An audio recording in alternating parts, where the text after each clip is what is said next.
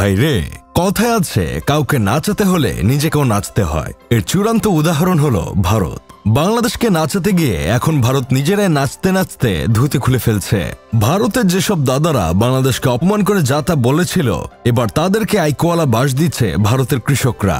ভারতের দাদারা বলেছিল বাংলাদেশের মানুষদের তারা না খাইয়ে মারবে, তাই তারা পেঁয়াজ আলু রপ্তানি বন্ধ করে দিয়েছিল।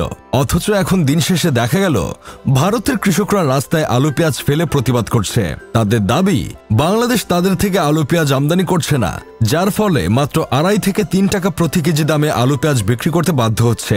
এতে তাদের উৎপাদন খরচও উঠছে না। এই পরিস্থিতিতে কৃষকরা রাস্তায় পেঁয়াজ ও আলু ফেলে প্রতিবাদ জানাচ্ছে। শুধু তাই না, ভারতের কৃষকরা আমাজন জঙ্গলের বিরল প্রজাতির বানর ময়ূখ রঞ্জন ঘোষের বাড়িও ঘেরাও করেছে। তারা বলছে এই মাথা খারাপ বিরল প্রজাতির বানর বাংলাদেশকে নিয়ে মিথ্যা গুজব ছড়াচ্ছে, যার জন্য ভারত বাংলাদেশের সম্পর্ক আরো খারাপ হচ্ছে। এই ছাগলের জন্য যেহেতু দুই দেশের মধ্যে ব্যবসায়িক সম্পর্ক খারাপ হয়েছে, সেহেতু আমাদের পেঁয়াজ আলু ওর এখন কিনতে হবে। শুধু ময়ূখ রঞ্জন ঘোষ না, ভারতের আরেকজন উন্নত মানের রামছাগল শুভেন্দু অধিকারীকেও ভারতের কৃষকরা সাবান বাদেই ধুয়ে দিচ্ছে।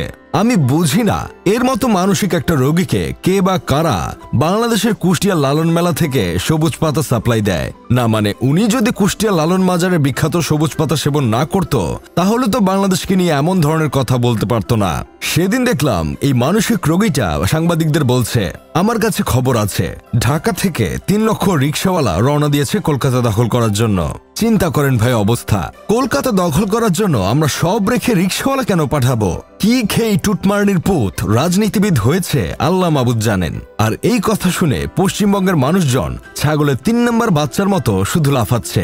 যে দেশের একজন রাজনীতিবিদের মাথায় গোবর ভর্তি, সে দেশের জনগণের মাথায় কি পরিমাণ গোবর একবার চিন্তা করেন। অবশ্য দাদারা তো গোবরকে প্রসাদ মনে করেন, তাই উনাদের মাথায় গোবর থাকাটাই স্বাভাবিক। অবশ্য আমার বন্ধু কেরামতের কাছেও খবর আছে, এই শুভেন্দু অধিকারী হিন্দু হবার পরেও 1 বাটি না, 2 বাটি না, 3 বাটি গরুর মাংস খেয়েছে।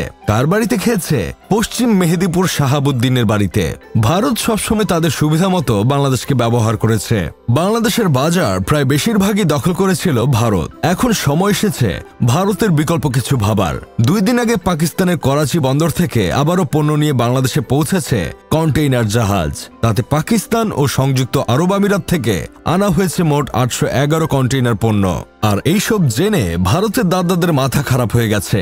তারা এখন মিডিয়ায় প্রচার করছে আমরা নাকি পাকিস্তান থেকে অস্ত্র আমদানি করছি, অথচ সত্যিটা হলো আমরা পাকিস্তান থেকে চিনি, আলু, আখের গুড় আর শিল্প কারখানার কাঁচামাল এনেছি।